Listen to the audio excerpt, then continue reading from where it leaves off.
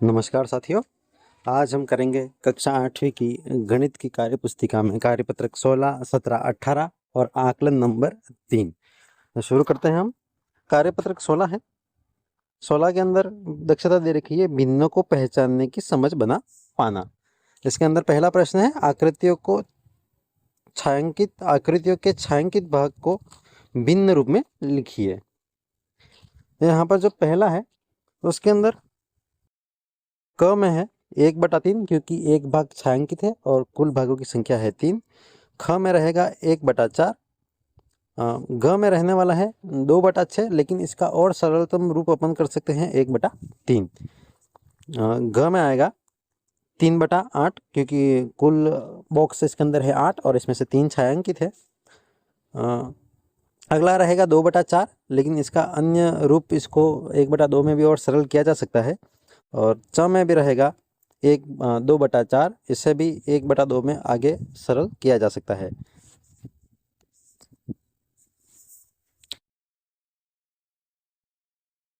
प्रश्न नंबर 2 है दिए गए भिन्नों को देखकर आकृतियों को छायांकित कीजिए।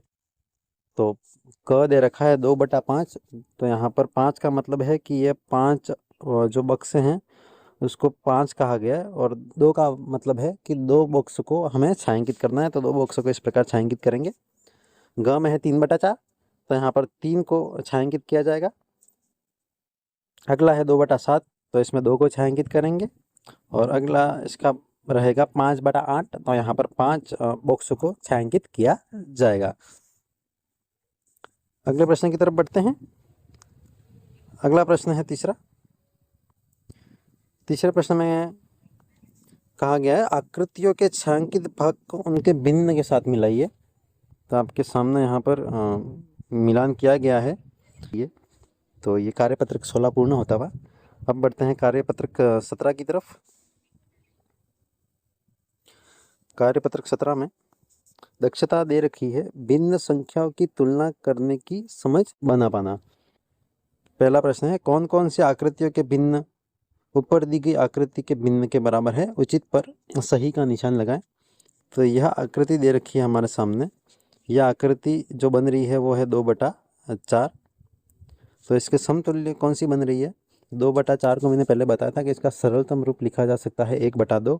तो यहाँ पर ये जो आकृति नंबर 3 है वो इसके बराबर भिन्न वाली आकृति है। अब देखते हैं प्रश्न नंबर 2 को।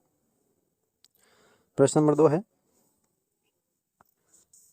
दी गई आकृतियों के छायांकित भाग को भिन्न संख्या में लिखकर आरोही क्रम में लिखिए। तो ये जो चित्र है उनके हमें पहले तो भिन्न लिखने हैं और फिर इनको आरोही क्रम में जमाना है। तो पहली आकृति का भिन्न है 5/9, दूसरी का भिन्न रहेगा 1, तीसरी आकृति का रहेगा 3/4, चौथी आकृति का रहेगा 1/4, पांचवी में रहने वाला है 1/2 और अंतिम का रहेगा 1/3।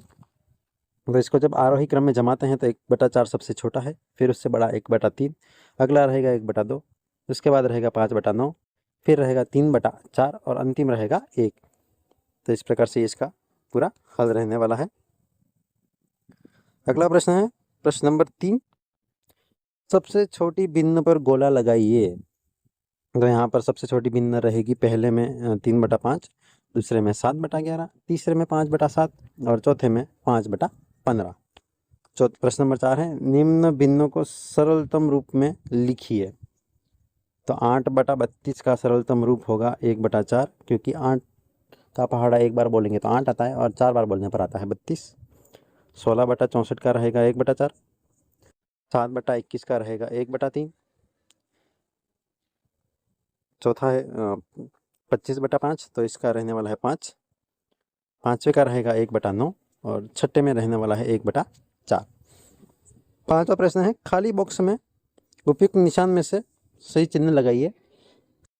तो इन दोनों में यह आकृति बड़ी है तो इस तरफ यह निशान आएगा। इन दोनों में 3/4 की आकृति बड़ी है और यहाँ पर वापस 3/4 बड़ा भिन्न है और इस आकृति में 4/8 जो 1/2 के रूप में लिखा जाएगा वह बड़ा रहेगा। तो इसको सही निशान लगा दिए गए हैं यहाँ पर।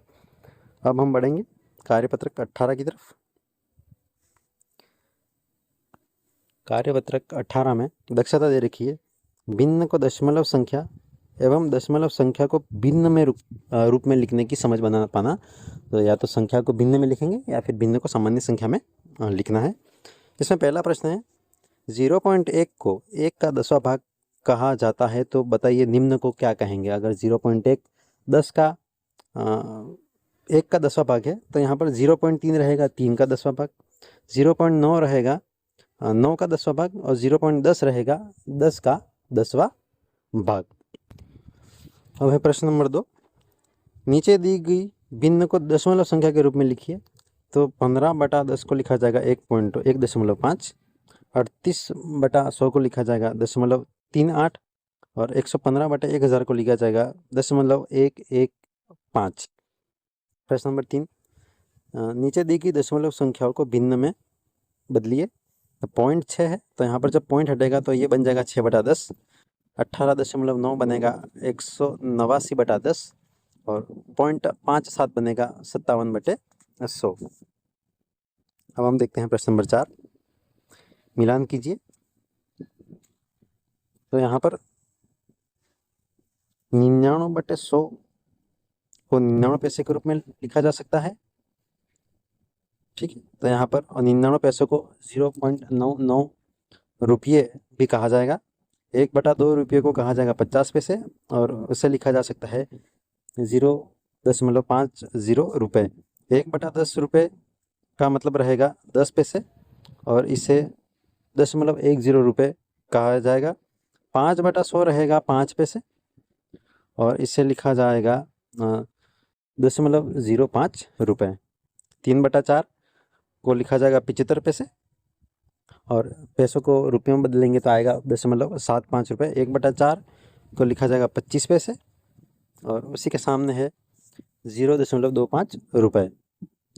प्रश्न नंबर 5वां है, नीचे दिए गए दशमलव संख्याओं को मिश्रित भिन्न में लिखें। तो दशमलव के आगे वाली संख्या को तो उसी क्रम में लिखेंगे। 5.3 है तो ये रहेगा 5 सही 3/10, 8.9 रहेगा 8 सही 9/10, 4.6 रहेगा 4 सही 6/10, 6.4 रहेगा 6 सही 4/10, 5.92 रहेगा 5 सही 92/100 और 2.71 को कहेंगे 2 सही 71/100। अब बढ़ते हैं अगले प्रश्न की तरफ। प्रश्न नंबर 6 है, नीचे दी गई मिश्रित भिन्नों को दशमलव संख्याओं में लिखिए। तो अभी हमने प्रश्न नंबर 5 में किया था, उसका उल्टा करना है। तो 9 सही 5/10 को लिखा जाएगा 9.5, 2 सही 7/100 को लिखा जाएगा 2.07, 9 सही 8/1000 को लिखा जाएगा 9.008 और अंतिम है 3 सही 4/10 तो इसको लिखा जाएगा 3.4। प्रश्न नंबर 7 है, दशमलव संख्या का विस्तार रूप लिखिए। तो ये अपन ने पहले के कार्यपत्रक में भी कर रखा है कि सैकड़े पर 8, दहाई पर 3 और इकाई में 1 है और दशांश रहेगा 7। अगले में सैकड़े पर 9, दहाई पर 8, इकाई पर 3 और दशांश में रहेगा 2 और इसमें रहेगा सैकड़े पर 6, दहाई में 7, इकाई में 1 और दशांश में 3। तो हमारा कार्यपत्रक 18 भी पूरा होता हुआ यहाँ पर। अब हम बढ़ेंगे आकलन 3 की तरफ। आकलन 3 है, इसमें पहला प्रश्न है, निम्न में से कौन सा वर्ष अधिवर्ष या लीप ईयर वर्ष है। लीप ईयर का मतलब ये होता है जिस वर्ष के अंतिम 2 डिजिट में 4 का भाग पूरा का पूरा चला जाए तो वो लीप ईयर कहलाता है। तो यहाँ पर एकमात्र अपने पास बच रहा है 2020। प्रश्न नंबर 2 है, निम्न में से अभाज्य संख्या। तो अभाज्य संख्या यहाँ पर 2 रहने वाली है। 9, 15 और 16 अभाज्य संख्या है। संख्या 2, 4 एवं 8 का सबसे छोटा समान गुणज तो वो रहेगा 8। निम्न में से सबसे छोटी भिन्न कौन सी है। तो यहाँ पर 2/11 इन सब में सबसे छोटी भिन्न है। अब देखेंगे प्रश्न नंबर 5 को। प्रश्न नंबर 5 है, निम्नलिखित संख्याओं में से सम और विषम को छांटिए।